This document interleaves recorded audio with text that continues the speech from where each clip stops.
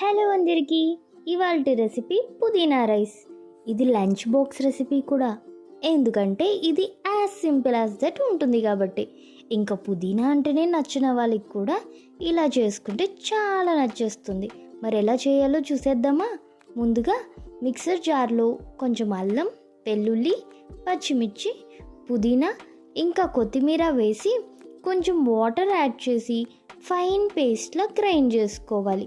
ఇప్పుడు ప్యాన్లోకి 1 స్పూన్ గీ, 1 spoon oil వేసి heat అయ్యాక 2 ఇలాచి, 2 ఇంచులు దాల్చిన చెక్క, 4 లవంగాలు, 1 బిర్యానీ ఆకు వేసుకుని 2 మినిట్స్ ఫ్రై చేసుకోవాలి.